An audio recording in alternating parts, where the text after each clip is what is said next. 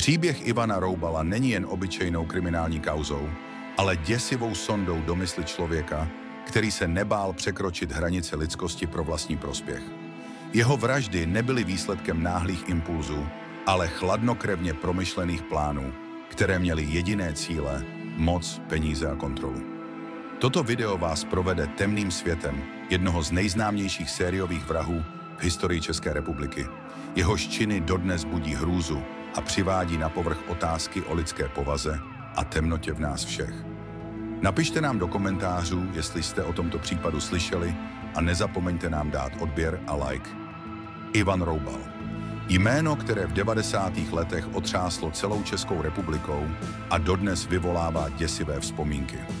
Muž, jehož tvář vypadala téměř nevinně, skrývala děsivé tajemství.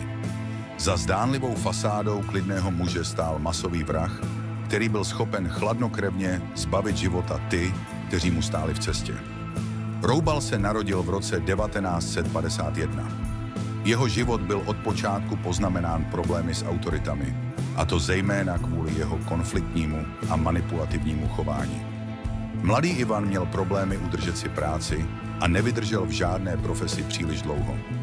V roce 1991 si najal starou farmu na severu Čech, kterou přejmenoval na pohádkový statek. Nicméně idylický život na venkově se pro něj stal jen krytím pro hrůzné činy, které následovaly. Již od počátku 90. let Roubal vykazoval násilnické tendence a hluboký zájem o okultismus. Tato fascinace temnými silami ho vedla k přesvědčení, že mu mohou dát moc nad životem a smrtí. V této době také začal mít finanční problémy, což zřejmě zesílilo jeho rozhodnutí obohatit se jakýmikoliv prostředky, včetně vraždy. V roce 1992 zmizel taxikář Stanislav Vlasák. Poslední místo, kde byl viděn, byla právě Roubalova farma. Ačkoliv jeho tělo nikdy nebylo nalezeno, vyšetřovatelé měli podezření, že právě Roubal byl tím, kdo Vlasáka zabil. Vlasák se stal prvním z několika nešťastníků, kteří byli obětmi Roubalovy touhy po majetku a moci. Další oběti následovaly. Roubal neváhal vraždit kvůli penězům, ale také kvůli pocitu nadvlády nad životy ostatních. Chladnokrevně plánoval a vykonával své zločiny, často s pomocí jednoduchých, ale brutálních metod. Jeho vražedné řádění pokračovalo, když v roce 1993 zmizeli další dva muži, důchodce Otakar Němeček a podnikatel Vladimír Strnad. I oni se naposledy objevili v Roubalově blízkosti. Největší otřes přinesl případ z roku 1994. Roubal se seznámil s podnikatelem Štefanem Juhasem, který vedl směnárnu na pražském Smíchově. Roubal měl zájem o Juhasův majetek a peníze, a tak se rozhodl, že ho odstraní. Když jednou večer Juhas zamkl svou směnárnu, Roubal ho brutálně napadl. Spoutal ho, zakryl mu hlavu igelitovým pytlem a pak ho nechal pomalu dusit. Juhas zemřel v agónii, zatímco Roubal sledoval, jak z něj uniká život. Poté si chladnokrevně přivlastnil jeho peníze. Vražda Juhase byla jen jednou z mnoha podobně krutých vražd. Roubalovy metody byly děsivé nejen svou brutalitou, ale i systematičností. Dokázal se chladně rozhodnout, že někoho zabije, a pak svůj plán bez výčitek realizoval. Jeho oběti často umírali pomalu a bolestivě. I přesto, že po sobě Roubal zanechával jen minimum fyzických důkazů, policie se postupně začala dostávat blíže k jeho stopám.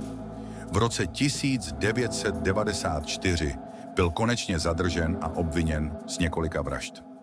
Vyšetřování bylo náročné a složité, protože Roubal se dlouho snažil klást odpor a manipulovat policisty i soudce. V roce 1999 byl Ivan Roubal odsouzen k doživotnímu vězení za 5 vražd. Během soudu se však nikdy nepřiznal a často působil chladně a vzdorovitě. Byl přesvědčen, že spravedlnost ho nedokáže dostihnout. K jeho usvědčení přispělo svědectví jeho bývalých známých, kteří odhalili Roubalovy plány a sadistické metody. Roubal byl klasickým příkladem psychopata. Chladný, bezcitný a manipulativní. Nebyl poháněn jen touhou po penězích, ale také potřebou moci a kontroly nad ostatními.